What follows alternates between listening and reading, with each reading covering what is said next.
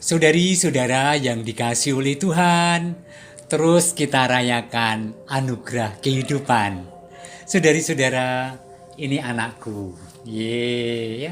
Namamu siapa? Namamu siapa? Namanya Jilo. Jennifer Lopez. Tadi pagi hilang. Dia meninggalkan pasturan Wonogiri, menyusur jalan kemana, sampai ke Departemen Agama. Nah, ada seorang yang pernah tahu anjing ini. Tetapi dia tidak bisa menangkapnya karena tidak tahu namanya. Apa yang dia lakukan oleh seorang karyawan di departemen itu? Dia membuka namanya Instastory mungkin. Dan kemudian ketahuan bahwa anjing ini namanya Jennifer Lopez, Jilo. Maka kemudian dia mengundang dengan nama itu, Jilo. Lalu Jilo mendekat dan kemudian ditangkap dan kemudian diantar ke pasturan lagi. Jilo jangan pergi sendiri dong, nek hilang pi, ya. Maka sekarang ketemu lagi nih, belum mandi hari ini, masih kotor. Tetapi besok akan saya mandikan. Oke, saudari-saudara yang dikasihi Tuhan, hari ini saya ingin mengajak Anda untuk berbincang tentang apakah boleh seorang yang wafat karena bunuh diri didoakan dan diupacarai secara iman Katolik. Boleh enggak sih? Ada banyak pertanyaan tentang itu. Ada perdebatan tentang itu dan bahkan pada saat yang terakhir saya misa requiem untuk seseorang yang bunuh diri, melalui orang lain saya seolah-olah ditegur oleh romonya karena dikatakan tidak layaklah untuk mengadakan misa penguburan seseorang yang mati karena bunuh diri. Saya baca lagi dan saya tanya pada atasan saya apakah langkah saya salah.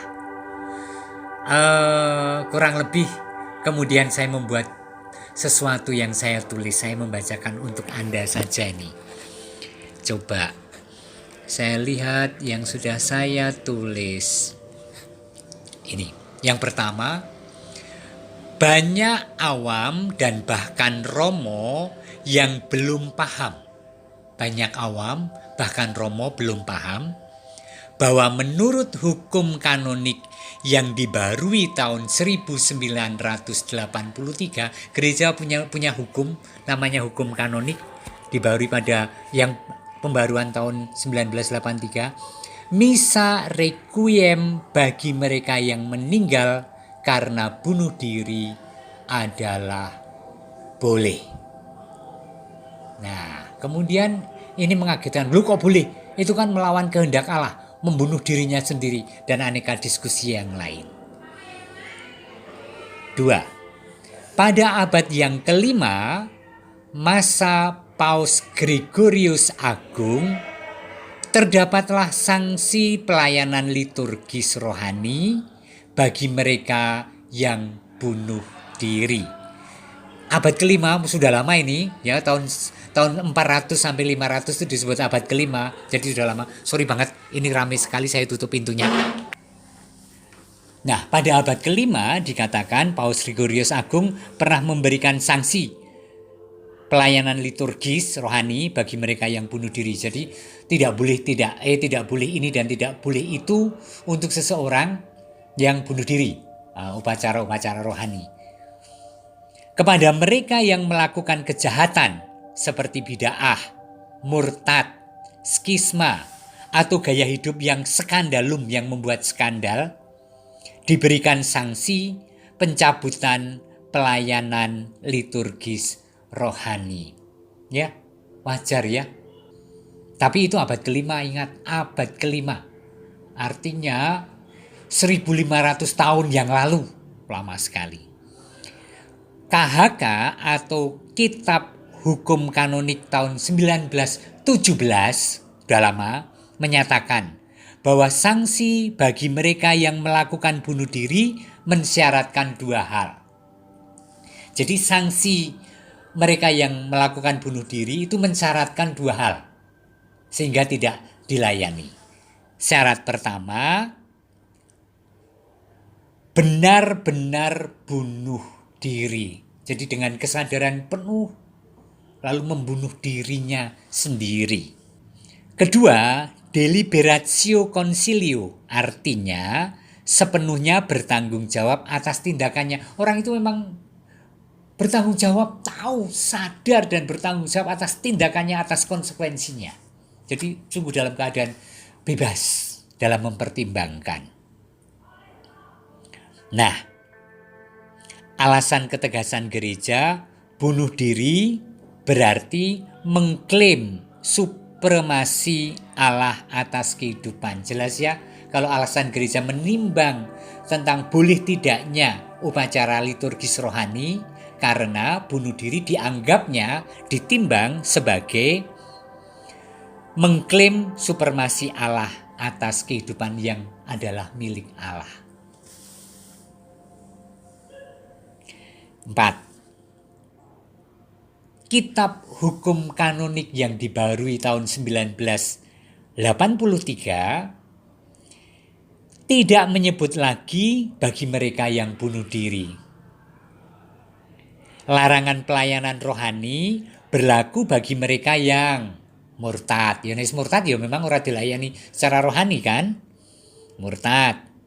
Bid'ah atau skisma. Bid'ah bertentangan dengan ajaran gereja atau skisma yang juga bertentangan dengan ajaran dan menolak kehadiran hierarki paus.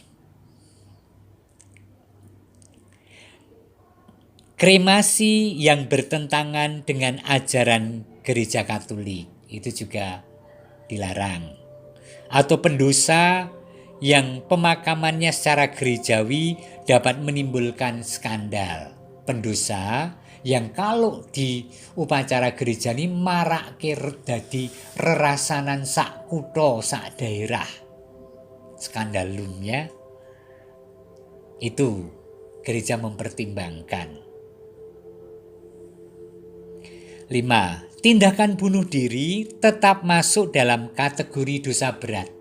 Kalaupun ada pelayanan rohani bagi mereka yang bunuh diri, ada upacara pemakaman, bahkan ada ekaristi penghiburan bagi keluarganya, tidak berarti bunuh diri itu dosa ringan, tetap dosa berat.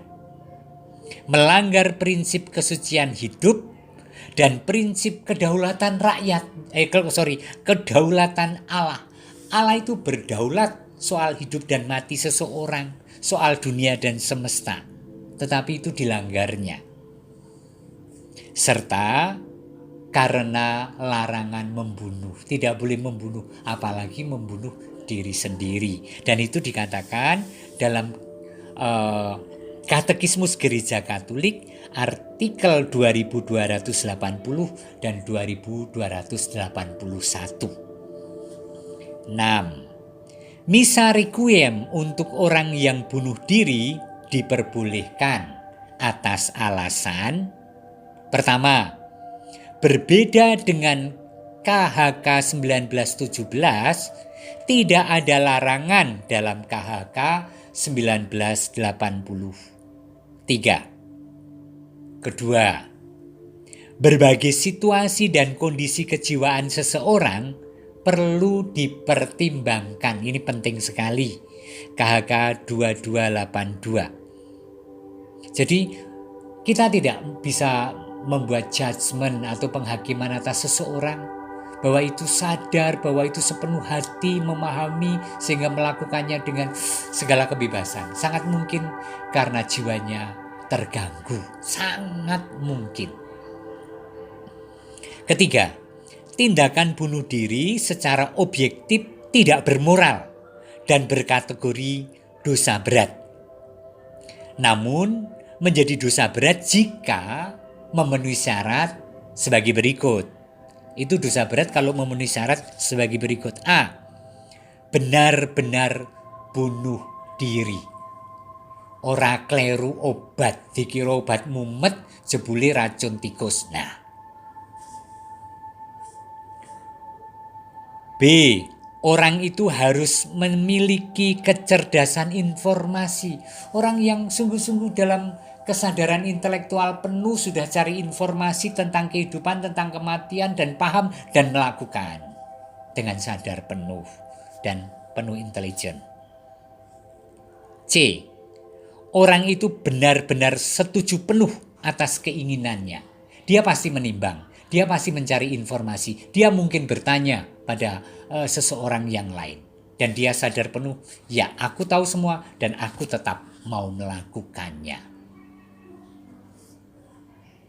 Umumnya orang yang bunuh diri tidak memenuhi ketiga syarat di atas. Ingat, umumnya sekali-kali umumnya orang yang melakukan bunuh diri, jangan membuat judgement, jangan membuat pengadilan, jangan membuat penghakiman. Umumnya orang yang bunuh diri tidak memenuhi ketiga syarat itu atau salah satu dari ketiga syarat itu bahkan. Catatan terakhir. Bunuh diri secara objektif adalah dosa berat, sudah saya katakan 3 kali dalam presentasi ini. Gereja berdoa bagi mereka dan hanya Tuhanlah hakim yang adil. Jadi kita tidak dilarang dan bahkan orang yang seperti itu butuh doa yang lebih. Maka gereja diundang untuk mendoakan mereka. Umat beriman diundang untuk mendoakan mereka lebih intens. Sebab hanya Tuhan hakim yang adil, kita tidak bisa menghakimi. 2. Misa dilakukan untuk memohon belas kasih Allah. Bandingkan dengan Mazmur 103 ayat 10-12. Kenapa misa diadakan? Misa diadakan untuk memohon belas kasih Allah. Mohon penebusan Tuhan, itu kan perayaan penebusan, perayaan belas kasih. Siapa yang membutuhkan belas kasih? Bahkan orang-orang seperti yang kita diskusikan ini, orang-orang yang lebih membutuhkan belas kasih Allah. Juga betapa duka keluarga yang ditinggalkan, maka menjadi penghiburan bagi keluarga. Pertanyaan mereka masuk surga atau neraka, kita serahkan kepada Tuhan yang penuh belas kasih. 4. Gereja mengajak untuk tetap optimis tentang keselamatan orang yang bunuh diri. Allah itu begitu murah hati, Allah itu begitu belas kasih, Allah telah membayar lunas dosa setiap pribadi. Maka gereja mengajak kita untuk tetap optimis tentang keselamatan untuk siapapun. Karena kita tidak bisa mengadili dan Allah itu hakim bahkan yang adil dan melampaui keadilan adalah belas kasih. Amin. Tetap gembira, tetap sukacita, tetap melayani Tuhan dan Anda semua diberkati Allah yang Maha Kuasa, Bapa dan Putra dan Roh Kudus. Amin.